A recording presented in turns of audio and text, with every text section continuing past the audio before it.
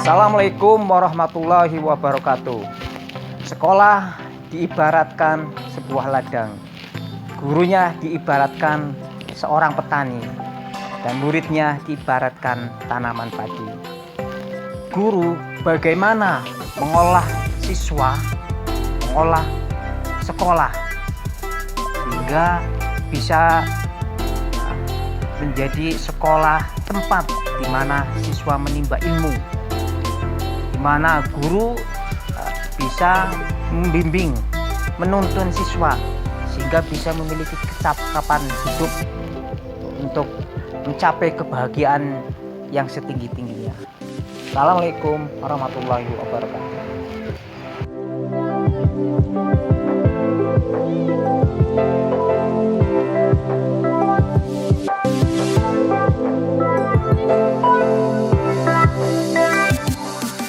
Assalamualaikum warahmatullahi wabarakatuh.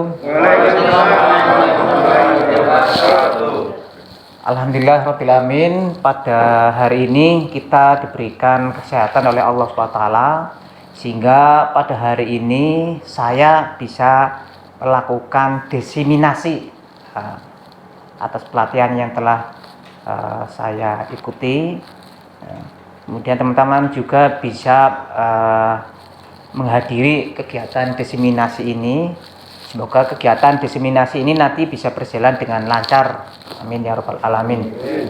Baik, mohon maaf kepada Bapak Ibu guru semuanya. Mohon izin saya akan mempresentasikan materi yang saya dapatkan di dalam kegiatan pelatihan guru penggerak yang diselenggarakan oleh Kementerian Pendidikan dan Kebudayaan.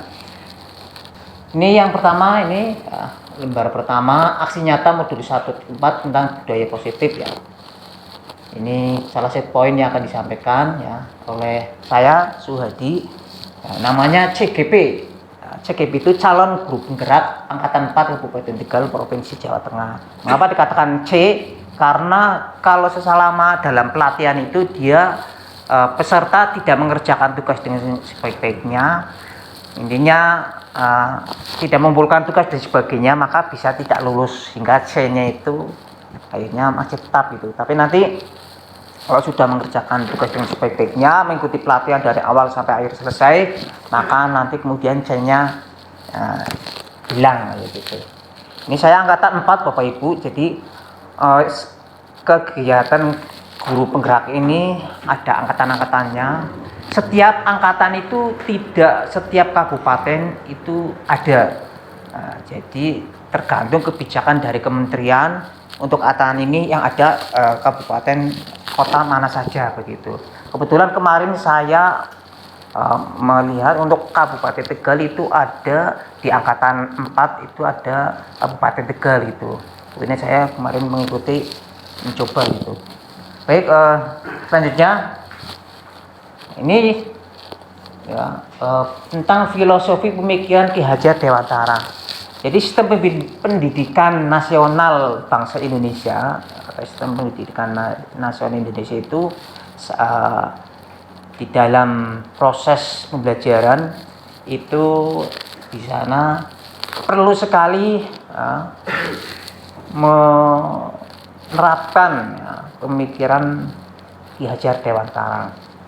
Apalagi untuk filosofi pemikiran Ki Hajar Dewantara itu dari dulu sampai dengan sekarang itu tidak ada tidak ada semacam ketidaksesuaian, artinya sesuai dengan perkembangan zaman pemikiran beliau. Yang pertama adalah pemikiran beliau ingarso sungtuloda, ing madya mangun karso dan tuturi handayani. Seperti yang sudah kita ketahui bahwa ingarso sungtuloda, ketika di depan itu memberi contoh teladan yang baik.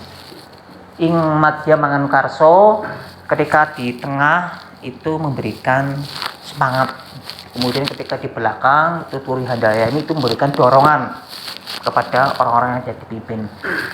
berkaitan dengan tugas kita sebagai guru, maka kita harus menerapkan yang poin ini tentang pengajaran Ki Hajar Dewantara ini, ingartos sing talada, maka kita upayakan kepada siswa-siswa kita untuk bisa memberikan keteladanan kepada mereka. Ya tentunya kita senantiasa kita sebagai manusia senantiasa terus meningkatkan perbaikan diri kita itu, karena kita bukan manusia yang sempurna itu ya. Kemudian yang berikutnya ingan nikmat yuman karsa. Ketika siswa itu di dalam pembelajaran itu dia kelihatan itu ada problem atau ada masalah, kita berupaya untuk mendekatinya, kemudian kita bagaimana memberikan semangat kepada mereka.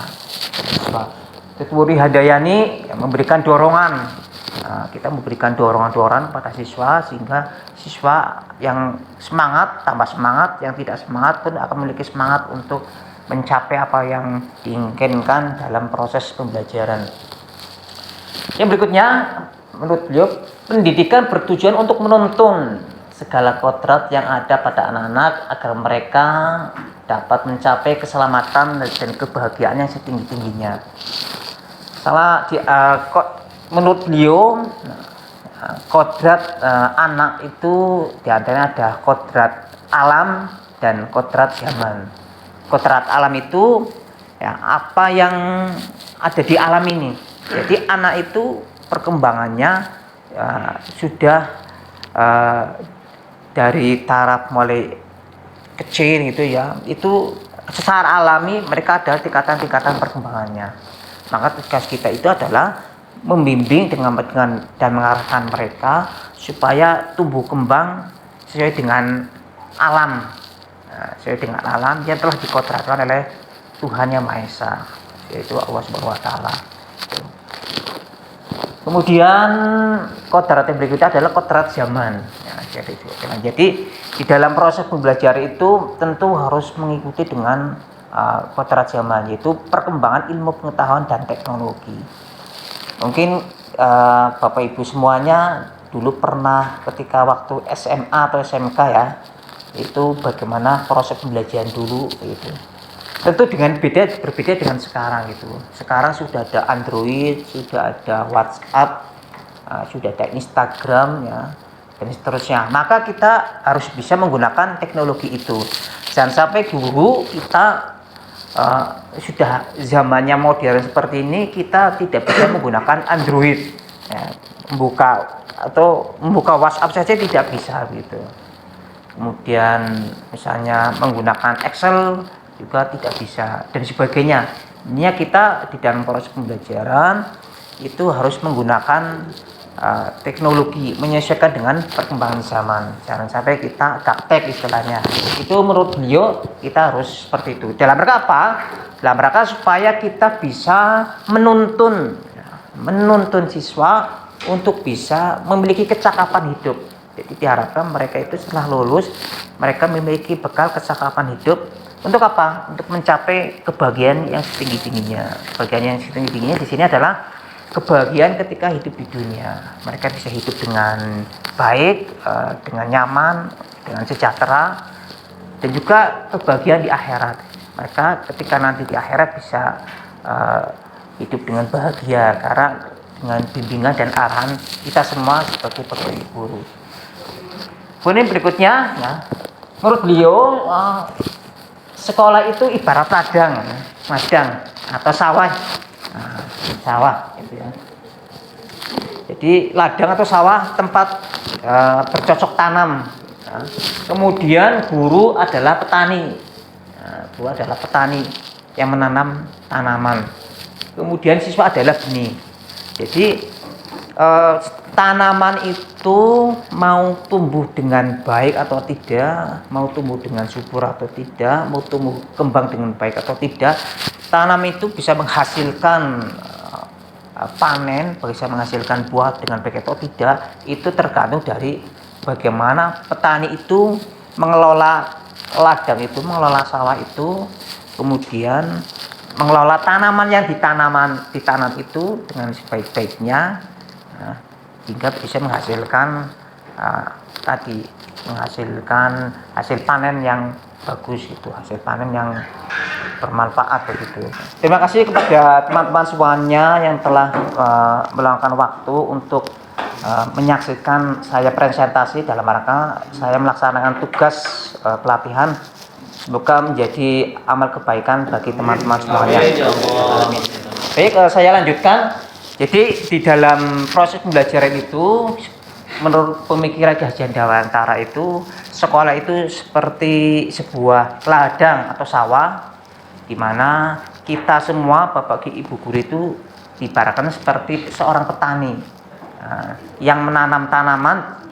Di sini yang tanaman itu adalah siswa gitu.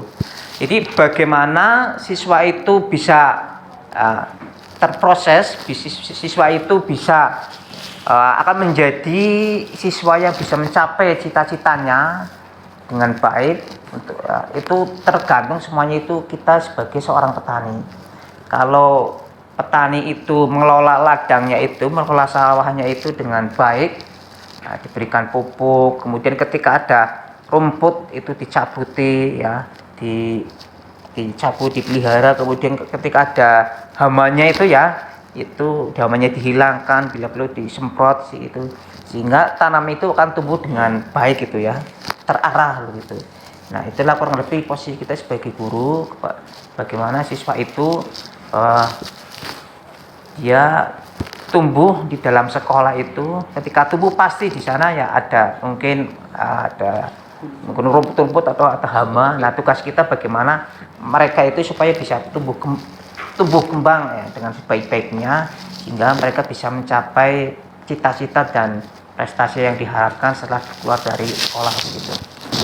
Kemudian berikutnya, budi pekerti diperlukan dalam proses pendidikan. Nah, menurut beliau budi pekerti itu sangat penting sekali dalam proses pendidikan. Nah, kita semuanya memiliki tanggung jawab yang besar pada anak-anak kita, pada murid kita, bagaimana menanamkan nilai-nilai budi pekerti kepada siswa itu. Oleh karena itu, di dalam proses pembelajaran kita, apapun mata pelajaran yang kita ampu, itu kita sampaikan nilai-nilai pendidikan budi pekerti. Misalnya ketika masuk kelas dan sebagainya, sampai dengan pulang sekolah, dan mungkin di luar sekolah, di ruang kelas itu kita biasakan menanamkan nilai-nilai budi pekerti kepada siswa gitu. Lanjut, budaya positif. Kita ambil contoh perbandingan dengan hidup tumbuh-tumbuhan seorang petani. Dalam hakikatnya sama kewajiban dengan seorang pendidik yang menanam padi, ya, misalnya hanya dapat menuntun tumbuhnya padi. Ia dapat memperbaiki kondisi tanah, memelihara tanaman padi, memberi pupuk dan air, membasmi ulat-ulat atau jamur-jamur yang mengganggu hidup tanaman padi dan sebagainya. Ini tadi, ya, kita sebagai seorang pendidik yang dibarengi sebagai petani kurang lebih seperti itu. Nah, kita bagaimana memperbaiki kondisi tanah, kemudian memelihara tanaman padi dan seterusnya, sehingga padi itu bisa tumbuh kembang dengan baik, sehingga bisa menghasilkan beras. Lanjut, dalam mewujudkan budaya positif di sekolah, maka harus senantiasa berkolaborasi, ya, berkolaborasi dengan semua pihak. Dengan semua pihak, diantaranya itu dengan kepala sekolah, kemudian dengan sesama guru, ada macam-macam, ada guru mata pelajaran, ada guru bimbingan konseling, kemudian ada guru jurusan dan sebagainya.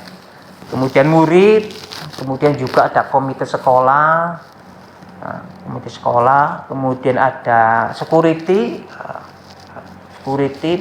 kemudian petugas kebersihan, kemudian wakil kepala sekolah, tenaga administrasi, kemudian kepala PU dan sebagainya yang ada di lingkungan sekolah maupun di luar lingkungan sekolah.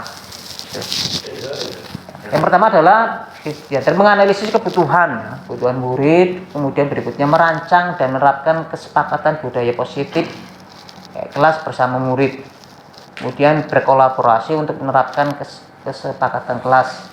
Kemudian melakukan kontrol oleh guru dan disiplin positif gitu. Di dalam pembelajaran di sekolah, Bapak Ibu, saya yang selama ini ada itu ada namanya peraturan ya, peraturan sekolah atau peraturan di kelas itu. Nanti kalau ke depan ya, yang saya dapatkan itu namanya kesepakatan kelas ya. Bedanya antara peraturan kelas dengan kesepakatan kelas, kalau peraturan sekolah itu kan rinci ya, rinci sekali, panjang lebar, kemudian ada hukuman, ada hukuman dan sanksi gitu. Tapi untuk depan itu namanya bukan, sudah dirubah paradigma pendidikannya, itu dengan kesepakatan kelas. Kesepakatan kelas itu yaitu lebih pendek gitu ya, lebih pendek, lebih singkat begitu. Misalnya saja apa? Kesepakatan kelas itu misalnya menghormati kayak begitu saja. Menghormati ini bagaimana ya? Siswa dengan siswa di kelas itu menghormati dengan siswa, kemudian menghormati guru, menghormati guru yang mengajar di kelas, menghormati warga sekolah. Intinya menghormati gitu. Nanti kemudian ketika ada yang melanggar dari kesepakatan kelas, nanti kemudian diberikan namanya restitusi. Nanti yang akan kita bahas dalam materi berikutnya lagi. Lanjut, Pak. Nah, ini perubahan paradigma, ya, perubahan paradigma dari stimulus respon ke teori kontrol. Teori kontrol, bisakah kita mengontrol seseorang? Bisakah pertanyaannya, bisakah kita mengontrol seseorang? Gimana Pak? Apakah kita bisa mengontrol seseorang? Bisa. Ya. Kalau menurut dalam proses, memang selama ini kita dalam pikiran kita itu menganggap bahwa kita itu bisa mengontrol orang begitu, mengontrol siswa, mengontrol anak-anak kita begitu. Tetapi dalam proses paradigma pendidikan ini kita akan lihat apakah kita bisa mengontrol orang lain ataukah tidak itu. Stimulus responnya, kita mencoba mengubah orang agar berpandangan sama dengan kita. Jadi selama ini kan kita menganggap ya itu kita bisa mengubah orang lain, cara berpikirnya dan sebagainya untuk bisa mengikuti pemikiran kita begitu. Tapi dengan teori kontrol kita berusaha memahami pandangan orang lain tentang dunia begitu. Nah, bagaimana dalam proses pembelajaran itu? Dalam proses pembelajaran itu, ketika siswa ada yang melakukan sesuatu yang perlu perhatian kita atau menurut kita ada yang salah begitu, maka di dalam teori kontrol ini kita tidak melakukan sesuatu bagaimana siswa itu mengikuti kita, tetapi bagaimana kita memahami siswa itu, apa yang menjadi pemikiran siswa, apa menjadi alasan siswa, kenapa melakukan seperti itu, kemudian kita mengarahkan bagaimana yang lebih baik siswa yang dilakukan siswa itu. Kemudian berikutnya, perilaku buruk dilihat sebagai suatu kesalahan. Kita selama ini di dalam proses pembelajaran kadang kalau siswa itu melakukan sesuatu yang menurut kita kurang bagus itu sebagai sebuah kesalahan begitu ya. Sebuah kesalahan. Tetapi dalam teori kontrol itu semua perilaku itu memiliki tujuan. Siswa melakukan sesuatu itu memiliki tujuan. Nah, bagaimana kita memahami tujuan siswa itu, kemudian kita memberikan bimbingan, memberikan arahan, dan mencerahkan siswa supaya siswa itu bisa melakukan sesuatu itu sesuai dengan tujuannya, sesuai terarah dengan baik gitu. Kemudian berikutnya, orang lain bisa mengontrol saya. Ya, selama ini kita berpikiran orang lain itu bisa mengontrol saya gitu. Tapi dalam teori kontrol hanya ada yang bisa mengontrol diri sendiri. Nah, jadi dalam proses pendidikan itu yang bisa mengontrol adalah diri kita sendiri. Orang lain tidak bisa mengontrol kita. Jadi diri kita sendiri. Jadi siswa itu mau maju atau tidak, mau belajar dengan bisa mencapai prestasi atau tidak, itu semuanya itu adalah tergantung siswa itu bagaimana dia mengontrol diri itu ya, mengontrol diri. Kita guru itu posisinya adalah sebagai fasilitator yang memberikan arahan, bimbingan dan sebagainya. Kemudian pemaksaan ada pada saat rujukan gagal. Nah, kita kadang ketika dalam proses pendidikan ya, ketika siswa tidak mengikuti kita itu tidak bisa, ketika kita tidak bisa membimbing ya, gagal membimbing, kita tidak melakukan juga memberikan paksaan atau ancaman atau sanksi gitu. Nah, ini yang kadang harus kita rubah dengan teori kontrol, yaitu dengan kolaborasi dan konsensus menciptakan pilihan-pilihan baru. Jadi melakukan kolaborasi. Kolaborasi itu dengan siapa? Kita bekerja sama dengan pihak-pihak terkait seperti PK, bimbingan konseling, kemudian wali kelas dan sebagainya. Yang berikutnya model berpikir menang kalah. Nah, menang kalah. Nah, kita juga kadang di dalam proses pendidikan pada anak-anak atau murid-murid itu, kita adalah sistemnya menang kalah. Dalam menyelesaikan masalah siswa dengan siswa itu menang kalah. Artinya ada satu siswa yang dia itu disenangkan, ada pihak lain itu yang terasa dikecewakan itu. Tapi dalam teori kontrol ini, modelnya itu berpikir adalah semuanya menang-menang atau win-win solution. Jadi tidak ada yang dikecewakan, semuanya itu merasa puas dengan penyelesaian masalah-masalah di dalam proses pendidikan gitu. Lanjut. Merdeka. Menurut Ki Hajar Dewantara, merdeka itu tidak hanya terlepas dari perintah, tetapi juga cakap dalam memerintah diri sendiri. Dalam menurut pemikiran Ki Hajar Dewantara, merdeka itu adalah kita tidak hanya ini ya, terlepas dari perintah gitu. Dari perintah, tapi juga kita itu memiliki kecakapan di dalam mengatur diri kita sendiri. Jadi mengatur diri kita sendiri, memanage diri kita sendiri, memanage tugas kita, memanage waktu kita begitu. Ya memang untuk seperti ini memang kita untuk merdeka sesuai dengan pemikiran Ki Hajar Dewantara memang belum bisa 100% begitu ya. Tapi yang perlu kita lakukan adalah melakukan perbaikan terus. Ketika kita ada yang kurang maksimal, kita maksimalkan, kita perbaiki begitu. Selanjutnya budaya positif ya. Budaya positif itu bisa diciptakan. Yang pertama itu lingkungan positif. Lingkungan sekolah yang menyenangkan dan nyaman akan memberikan rasa aman pada murid. Salah satunya dengan budaya 5S. Senyum, salam, sapa, sopan, dan santun. Jadi kita menciptakan budaya positif, yaitu dengan menciptakan sekolah yang menyenangkan, sebuah pembelajaran yang menyenangkan, dan juga aman bagi anak-anak kita itu. Oleh karena itu, Bapak Ibu sekalian, masuk di dalam lab ini untuk kegiatan proses belajar mengajar itu, kita ada misalnya kalau mau menghidupkan listrik itu ya, di sana itu ada semacam perintah ya, bagaimana cara menghidupkan listrik itu. Tujuannya apa?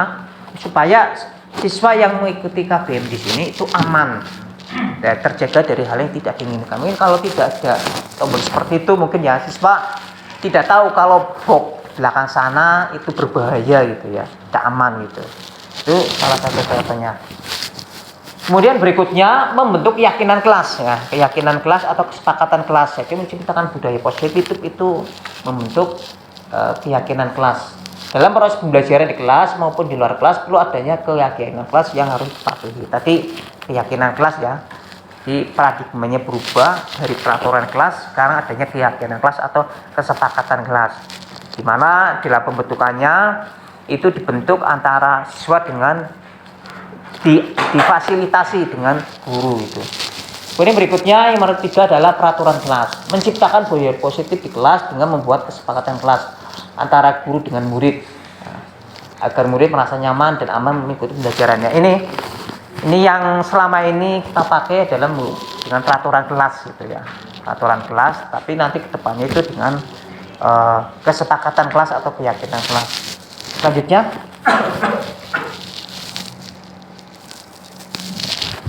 ini contoh diantaranya budaya positif itu adalah disiplin waktu. Kemudian yang berikutnya adalah menjaga kebersihan sekolah. Kemudian yang ketiga saling menghargai dan berkata sopan. Yang keempat aktif dalam pembelajaran, dan yang kelima saling berbagi yang memberikan semangat kecuali saat ulangan itu disiplin waktu. Alhamdulillah secara umum ya, ya siswa-siswa kita itu sudah disiplin waktu di dalam proses pembelajaran itu ya. Ya, ini memang untuk disiplin ini 100% itu memang tidak bisa mungkin ya. Yang bisa adalah kita melakukan perbaikan-perbaikan itu untuk mencapai ideal itu disiplin waktu gitu. Kemudian menjaga kebersihan sekolah, Bapak Ibu, kita bagaimana menjaga kebersihan sekolah dengan di sekolah wali kelas itu membimbing, mengarahkan siswanya untuk melaksanakan jadwal piket yang telah dibuat oleh siswa, kayak konsen dilaksanakan sesuai dengan jadwal sehingga kelas bersih, termasuk juga di lingkungan sekolah. Maka ketika ada sampah yang misalnya kita sedang berjalan, maka ketika ada sampah yang terjatuh, maka sebagai tadi keteladanan kita mengambil sampah supaya siswa-siswa kita juga mengikuti kita. Ketika ada sampah yang jatuh, maka bisa mengikuti kita memungut sampah yang di sekolah. Nah, ini bagian dari menjaga kebersihan di lingkungan sekolah.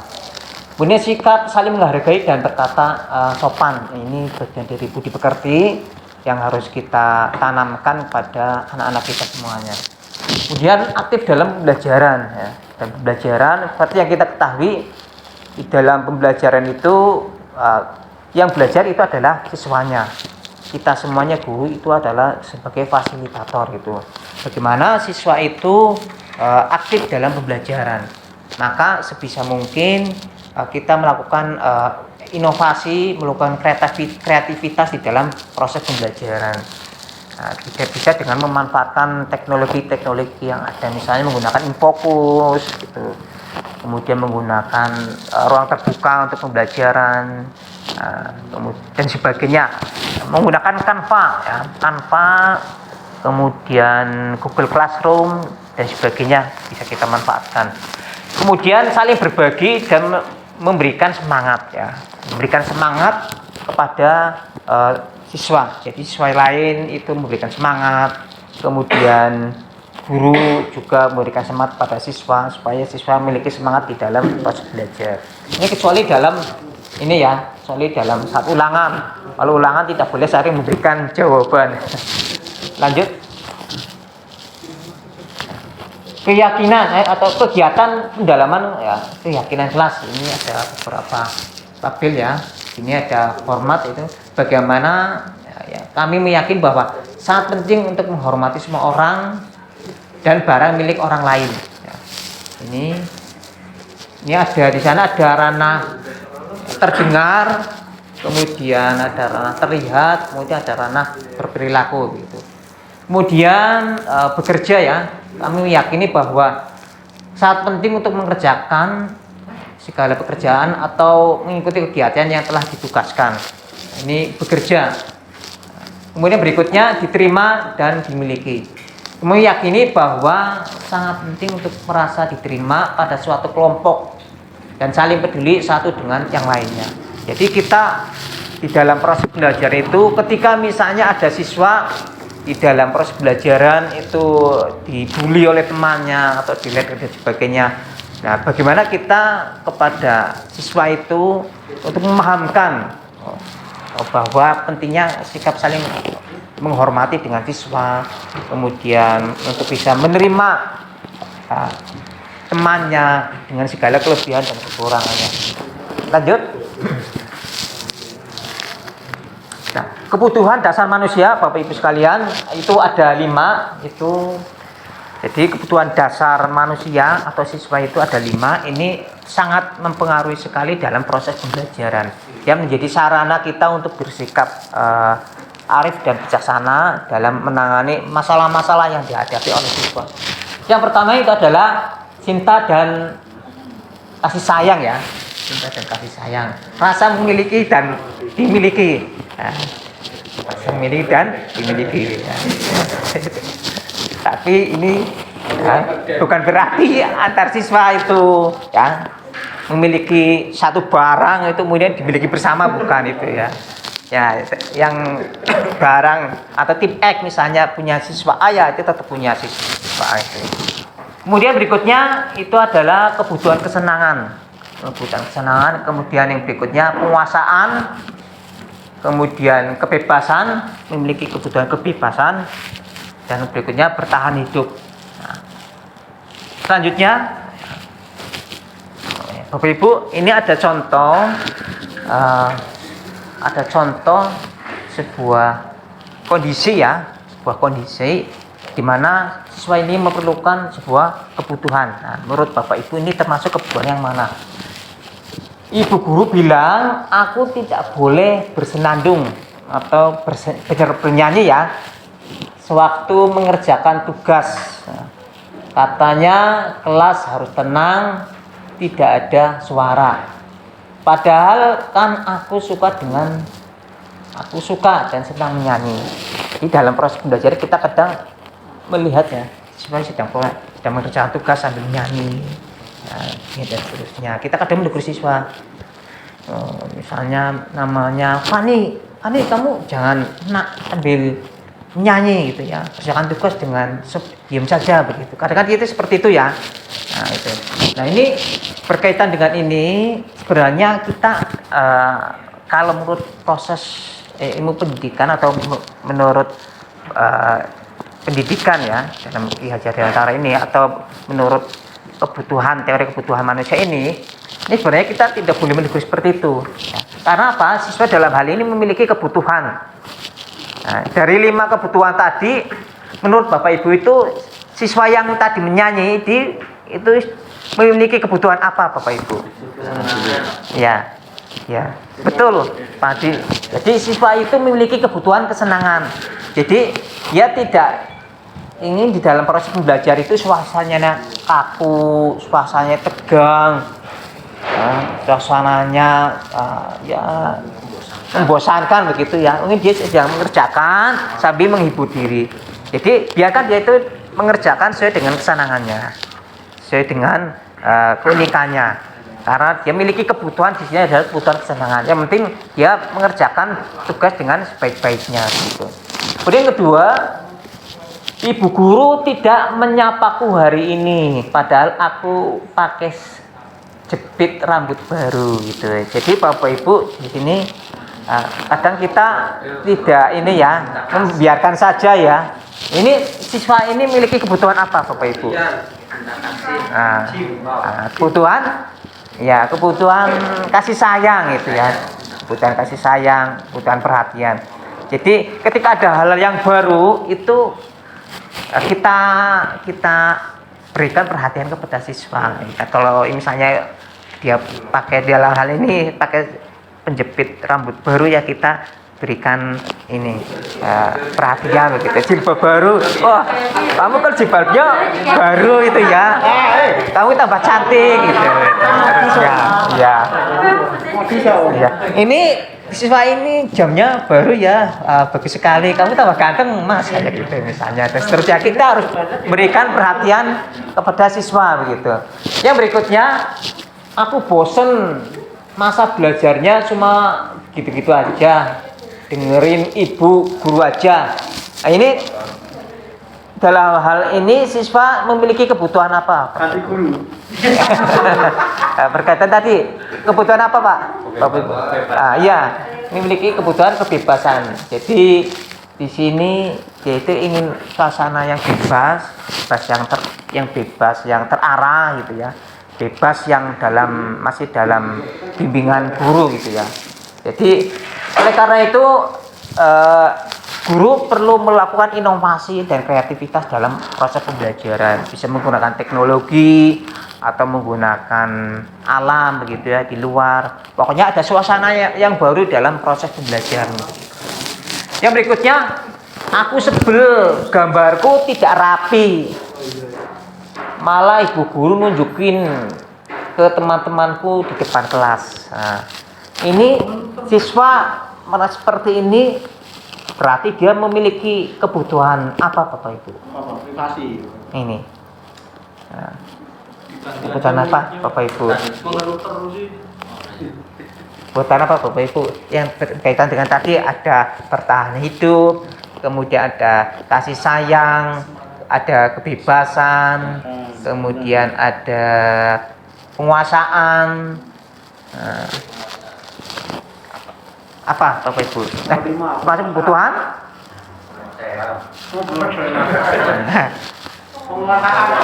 Iya, masuk kebutuhan penguasaan Bapak Ibu.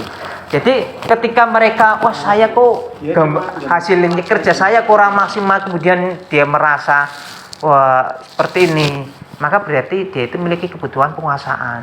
Nah, siswa yang seperti ini perlu kita berikan motivasi, kita berikan semangat ya, supaya siswa itu bisa menghasilkan sebuah karya, bisa lebih berprestasi Bapak Ibu.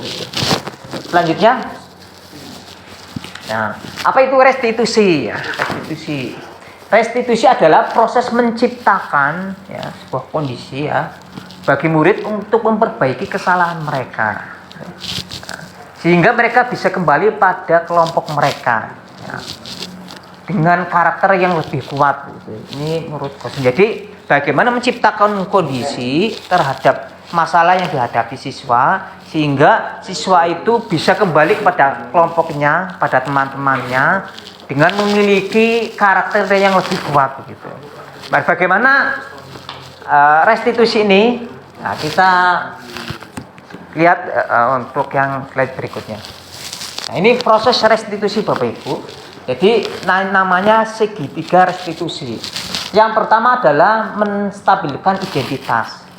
Bagaimana menstabilkan identitas ini ketika siswa itu melakukan kesalahan? Ya seperti kita semuanya. Ketika kita melakukan kesalahan, pasti kita inginnya ya kalau seorang itu melakukan kesalahan pasti kan ada was-was, ada merasa was-was, merasa khawatir, merasa takut ya Bapak Ibu. Maka posisi kita itu bagaimana menenangkan siswa. Kita supaya siswa merasa oh kita itu aman, kita itu menyenangkan, kita itu arif, kita itu bijaksana begitu. Dengan cara bagaimana kita mengatakan suatu, misalnya Mas, yang melakukan seperti ini, kesalahan seperti ini bukan hanya kamu saja. Selama Pak Guru mengajar banyak sering menghadapi siswanya ya seperti ini. Atau yang lainnya juga misalnya berbuat salah tidak apa-apa anak-anakku sekalian ya. Pak Guru juga pernah berbuat salah. Tapi yang penting adalah bagaimana memperbaiki kesalahan itu supaya bisa lebih baik itu. Dengan mengatakan seperti ini, maka siswa akan merasa aman, merasa nyaman begitu. Sehingga mereka akan bisa enjoy dengan kita gitu. Karena kita bersikap arif dan bijaksana. Jadi ini namanya adalah menstabilkan identitas. Banyak sekali bagaimana cara-cara menstabilkan identitas, yang intinya adalah bagaimana siswa itu merasa aman dengan kita di dalam menyelesaikan masalah-masalahnya. Yang berikutnya adalah validasi tindakan yang salah. Jadi validasi tindak salah dengan misalnya ya, jadi kamu tentu punya alasan ya mengapa melakukan itu. Jadi validasi tindakan yang salah itu menanyakan kenapa kamu melakukan seperti itu. Gitu. Misalnya siswa berbuat salah apa di sekolah, di kelas. Misalnya apa Pak Diki? Ya, misalnya membuang sampah sembarangan ya, di lantai. Maka kita tanyakan, Mas, kenapa kamu membuang sampah di situ? Itu bagaimana tujuannya begitu. Mungkin kan jawabannya macam-macam ya. Ya, jawabannya macam-macam. Ya, Pak, Bu, supaya saya tidak perlu keluar kelas gitu. Sehingga saya buang, sehingga saya sudah langsung bebas dari sampah dan seterusnya. Oh, begitu. Nah, di sini kita mengarahkan kepada siswa. Ya, memang kalau membuang sampah ke keluar itu memang enak ya, sehingga kita tidak perlu keluar kelas gitu. Tetapi di dalam keenakan kita ini nanti kalau sampah ini banyak, apalagi teman-teman kamu juga membuang sampah di dalam kelas, maka akan menimbulkan sampah berserakan di mana-mana gitu. Kalau sudah sampah berserakan di mana-mana, timbul nyamuk dan seterusnya. Sehingga ya, dalam proses pembelajaran kamu dan teman-temannya tidak akan nyaman dalam proses pembelajaran. Itu seperti itu. Kemudian berikutnya menanyakan keyakinan ya, menanyakan keyakinan, nilai-nilai apa yang telah kita sepakati. Jadi dalam kelas itu ada keyakinan kelas. Kalau yang sekarang ada itu namanya peraturan kelas. Nah, kamu itu kan membuang sampah di kelas ya, di lantai, berarti kan melanggar peraturan kelas, melanggar kesepakatan kelas. Nah, dalam hal ini ya, mengenai keyakinan ini kita tidak memberikan sanksi. Kamu berarti sana kamu tak beri sanksi, sana kamu ambil sampah yang ada di luar kelas. Pokoknya depan halaman ruangan kelas ini diambil semuanya. Itu tidak boleh seperti itu dalam proses pendidikan itu. Tapi kita menanyakan kepada siswa. Nah, jadi kita tidak boleh memberikan hukuman atau konsekuensi. Bedanya hukuman sama konsekuensi apa Bapak Ibu? Mungkin ini ya agak membingungkan mungkin ya. Jadi kalau hukuman itu memberikan suatu beban atau berat atau punishment ya pada siswa yang tidak ada hubungannya dengan nilai-nilai pendidikan dalam proses pembelajaran. Misalnya apa hukumannya? Kamu buang sampah sembarang seperti itu, berarti kamu nanti besok kamu bawa pot bunga. Kamu bawa pot bunga, kamu bawa tanaman ke sekolah. Jebulnya misalnya untuk kita bawa pulang itu, atau untuk sekolah, itu sebenarnya nggak boleh. Karena apa? Ini termasuk bagian dari hukuman itu. Nah, itu dan seterusnya. Kalau konsekuensi seperti apa? Konsekuensi itu misalnya kamu tadi membuang sampah ya sembarangan. Ya, kamu sekarang menulis di buku berjanji saya tidak akan membuang sampah sembarangan di kelas sebanyak 200 baris. Ini konsekuensi. Nah, jadi konsekuensi itu secara ini masih ada hubungannya, tetapi ini sebenarnya tidak pas dengan hukuman yang dengan konsekuensi yang kita berikan kepada siswa. Nah, kalau restitusi bagaimana? Restitusi adalah kita menanyakan, Mas, tadi kamu membuang sampah sembarangan ya, Mas Luli. Nah, kira-kira apa yang kamu inginkan dengan membuang sampah sembarangan ini? Kira-kira mau bagaimana? Kan melanggar keyakinan kelas, melanggar peraturan kelas gitu. Nanti siswa itu akan memilih beberapa poin. Pak, ya saya membuang sampah sembarangan. Saya mungkin poin pertama mungkin, Pak, Bu, saya mau mengambil sampah yang ada di ruangan kelas. Kita ambil supaya kelas itu bersih. Itu iya. Mungkin ada yang lain. Ini saya pengen ini. Betul saya punya tabungan banyak Pak Bu di rumah. Banyak, iya. Saya pengen ini aja, saya membelikan sapu. Boleh membelikan sapu, tapi dari diri sendiri. Saya membelikan sapu untuk sekolah, untuk kelas, boleh. Tetapi ide itu bukan dari kita, dari siswa itu, boleh. Dan seterusnya dia menyebutkan, misalnya ada 4 atau berapa. Dari ini kamu mau menginginkan yang mana? Iya banyak ya Bu, Pak ya. Sudah Pak, saya gini aja Pak. Bu, saya mau mengambil sampah yang ada di ruangan kelas itu. Mengambil itu, ya silakan. Hingga siswa itu berbuat kesalahan, tetapi setelah itu siswa itu tidak ada merasa tersakiti dengan kita itu. Tidak ada merasa dendam kepada kita. Ini namanya tadi win-win solution atau konsep dalam teori kontrol itu menang-menang, bukan kalah menang. Tapi kalau kita memberikan hukuman, kalau kita memberikan konsekuensi, maka yang ada adalah menang kalah. Tapi kalau dalam hal ini, itu adanya win-win solution, menang-menang. Mereka akan senang pada kita, akan nyaman, dan kelas pun bersih, dan siswa akan merasa senang dalam proses pembelajaran. Bapak Ibu, selanjutnya saya akan membagikan pengalaman implementasi modul budaya positif di kelas yang akan saya sajikan, saya tampilkan dalam bentuk video kepada Bapak Ibu sekalian. Silakan Bapak Ibu, kita saksikan bersama-sama.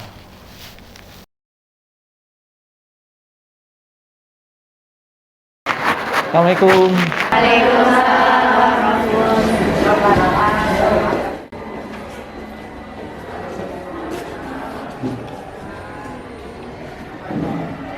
Baik, sebelum kita mulai KBM, kita berdoa dulu. Silakan disiapkan ketua kelasnya. Siap gerak berdoa mulai.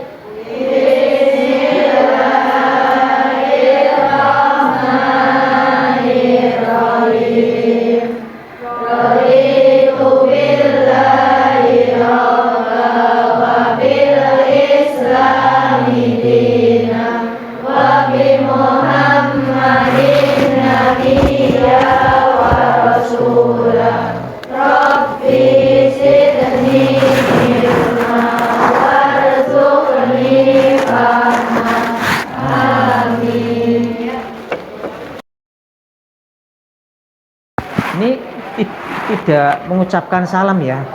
Nanti jadi kalau setelah berdoa bersama-sama dipimpin oleh ketuanya itu mengucapkan salam sama bapak dan ibu guru yang masuk ke kelas. Ya Mbak ya? Nah, ya. Ini. Jadi seperti itu. Silakan Mbak dipimpin. Memberi salam.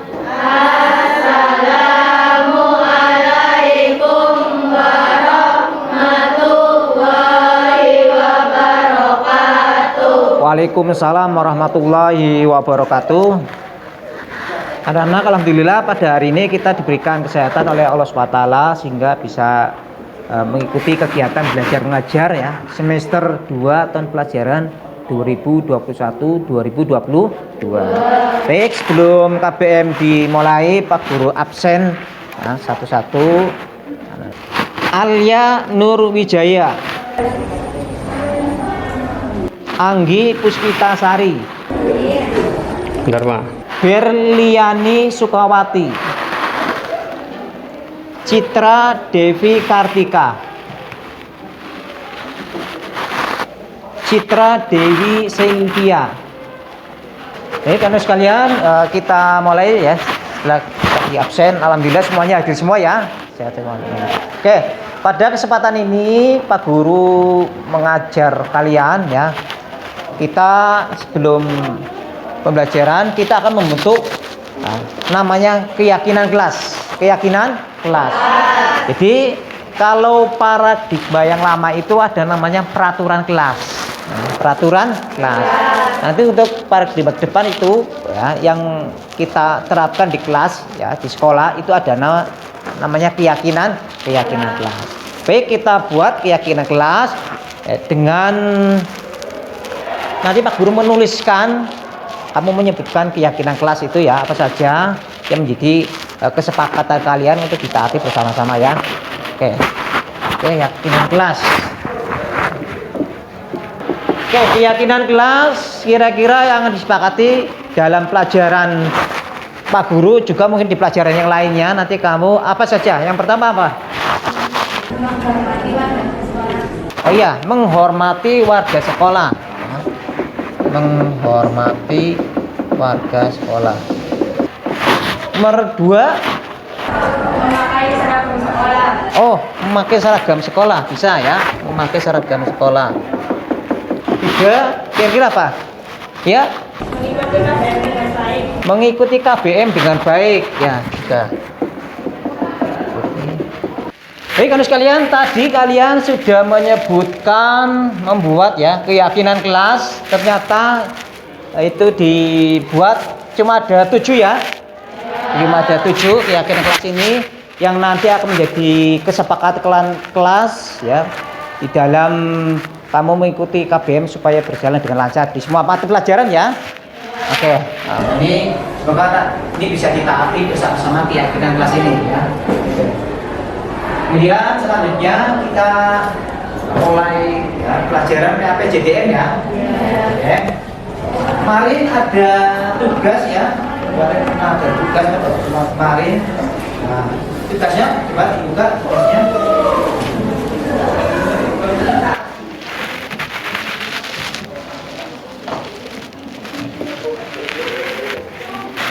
Kamu tidak mengerjakan tugas ya, Mbak? Tidak mengerjakan ya? Tidak mengerjakan tugas. Kenapa tidak mengerjakan tugas, Mbak? Lupa. Oh, lupa nih, temanmu ini lupa tidak mengerjakan tugas. Ya, sudah tidak apa-apa. Yang namanya manusia ya. Ya, lupa siswa juga kadang bisa lupa. Nah, supaya kita bisa berubah berbuat salah gitu ya. Manusia bisa berbuat salah. Dulu juga dulu waktu SMK dulu juga pernah berbuat salah. Namanya juga manusia. Tetapi yang penting adalah bagaimana memperbaiki diri bisa terus seperti kemarin. Nah Mbak, ini kan kamu tidak mengerjakan tugas. Nah, kamu melanggar keyakinan kelas ya. Dalam hal ini apa Mbak? Melanggar apa? Ya, nomor 3. Berarti mengikuti KBN dengan baik. Ini tidak mengerjakan tugas, berarti sama saja tidak mengikuti KBN dengan baik. Ya. Nanti yang akan dilakukan Mbaknya apa Mbak? Kita mengerjakan tugas. Mengerjakan tugas susulan. Nah, mau mengerjakan tugas susulan. Mungkin yang lain ada lagi? Berjanji Oh ya, membuat perjanjian tidak akan mengulangi lagi, tidak mengerjakan. Nah, dari dua ini yang mau ini dilakukan apa? Semuanya atau salah satu atau apa? semuanya. Oh semuanya. Oh, nanti ya mau mengerjakan tugas susulan juga membuat surat pernyataan. Ya udah, nanti semoga bisa lebih baik lagi ya Mbak ya. Amin ya. Oke kan sekalian, kita bahas ya bagaimana cara mencatat dari transaksi ke dalam jurnal ya, hingga bisa ya mana lambat ya. Jadi kita padahal sudah berlangsung 1 jam ya KBN lambat. Kamu terlambat kenapa? Itu Pak, tadi malam nonton TV, terus main HP sampai jam 10. Ya kamu terlambat ya mengerjakan atau tadi nonton TV. Nah kamu Habis ke rumahnya ya pulang jam 11, terus habis itu ngerjain PR matematika. sampai jam berapa? 1. Nah ini ya harusnya jangan seperti ini ya. Ini nonton TV tadi sampai jam berapa? Sampai jam 10 malam ya nonton TV, tidak belajar ya. Ini main ke rumah nenek pulang jam 11, setelah itu baru ngerjakan tugas matematika saya sampai jam 1. Nah, ini contoh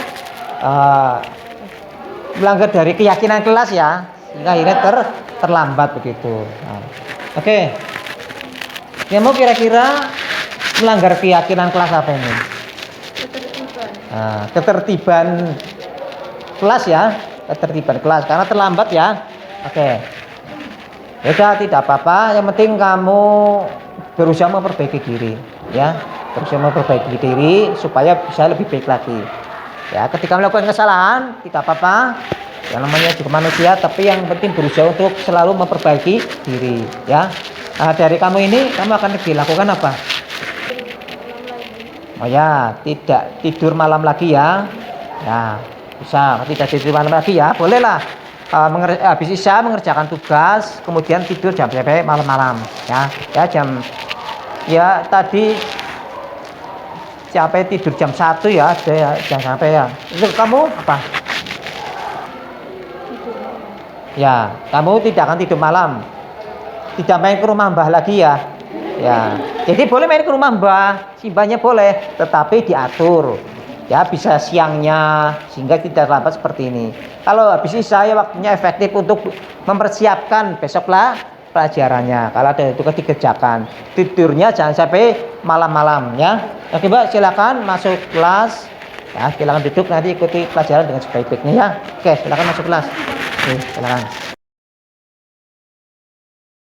Dari kami, semoga apa yang telah kami presentasikan semoga bermanfaat terutama bagi kita semuanya, bagi guru di dalam proses pendidikan di sekolah, dalam melaksanakan tugas-tugas kita sebagai pendidik ya, semoga bisa kita terapkan di sekolah. Amin ya rabbal alamin.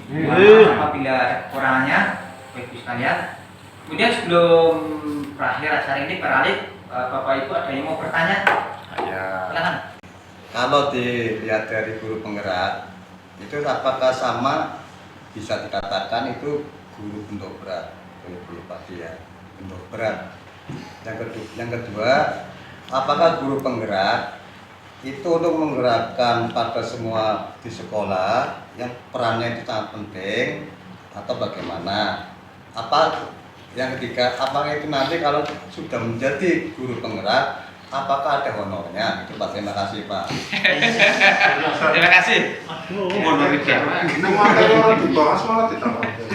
Terima kasih kepada Pak Herman yang telah menanyakan ya 3 pertanyaan kalau yang tadi saya anggap. Pertama itu apakah guru penggerak itu pendobrak gitu ya? Pendobrak. Itu kalau yang saya pahami itu ya tergantung orang milih ya. Jadi pendobrak itu kan bobrok kayak dobrak gitu ya. Ya sebenarnya kalau guru penggerak itu semacam diberikan pelatihan ya, diberikan pelatihan. Kalau saya amati itu materi-materinya tidak pernah saya dapatkan di kampus, itu tidak pernah, dan di pelatihan-pelatihan manapun itu. Jadi ini termasuk ilmu baru di dalam proses pendidikan sekolah itu. Jadi oleh karena itu ini saya sharing kepada teman-teman. Mungkin kalau nanti saya bisa di lain waktu, mungkin nanti saya juga di-sharingkan kepada teman-teman yang lebih luas. Termasuk sharing ini tidak hanya di dalam forum seperti ini saja, tapi juga dalam di dalam tempat-tempat yang non formal itu yang mungkin sedang ngobrol bareng dan seterusnya itu bisa. Kemudian kedua, apakah guru gerak itu ditugaskan untuk apa Pak? Kan di dalam sekolah itu sendiri. Iya, apakah guru gerak itu ditugaskan untuk melakukan perubahan itu ya Pak?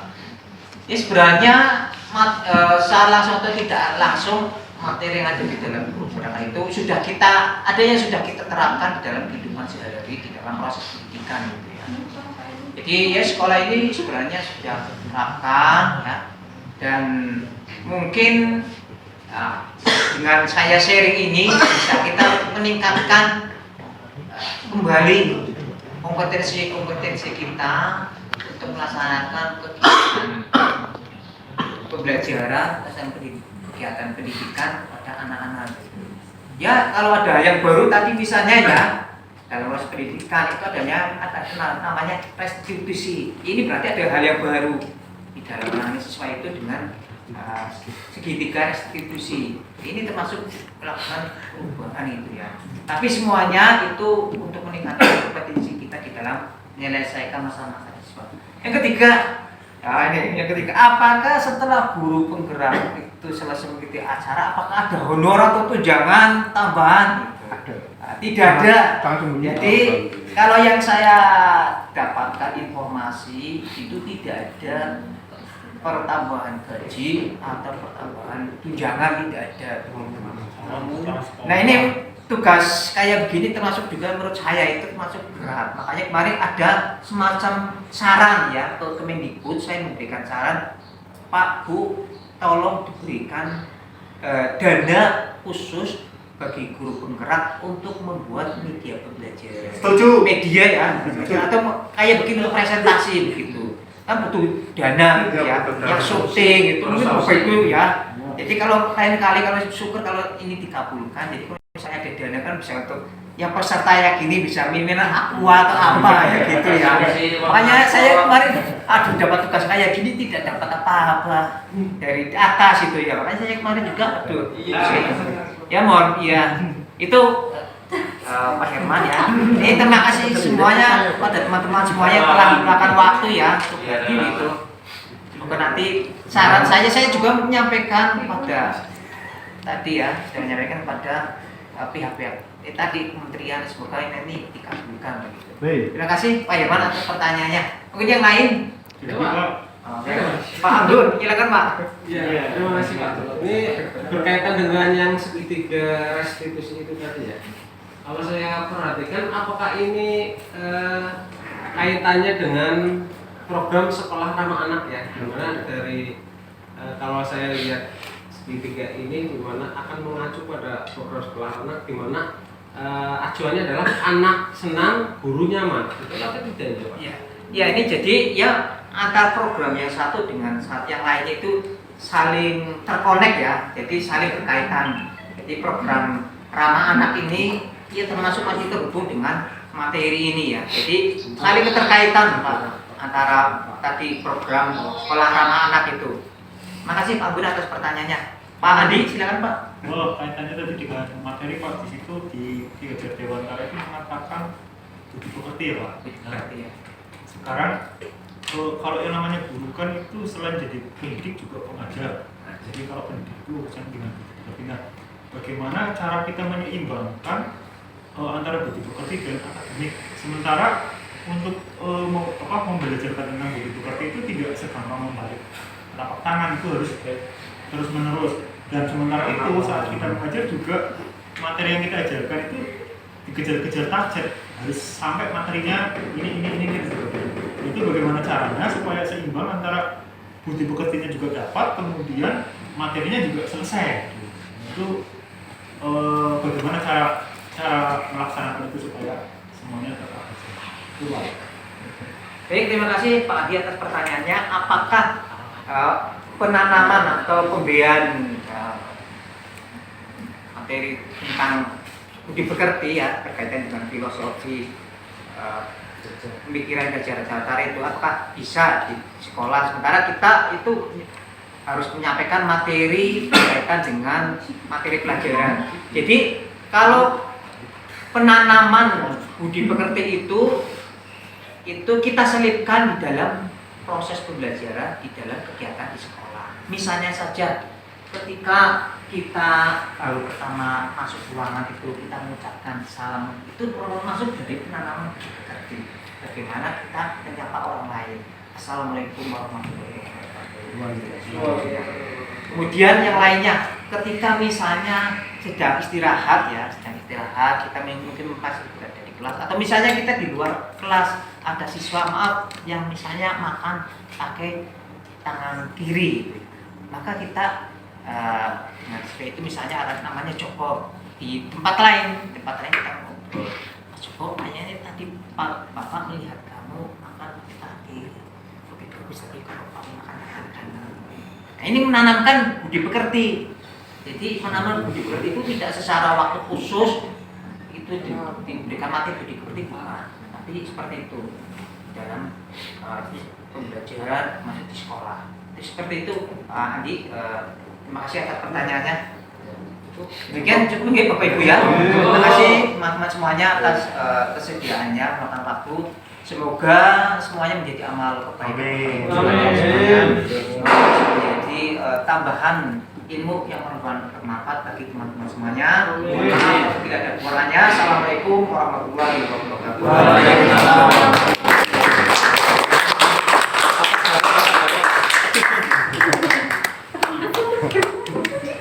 Itu sorry.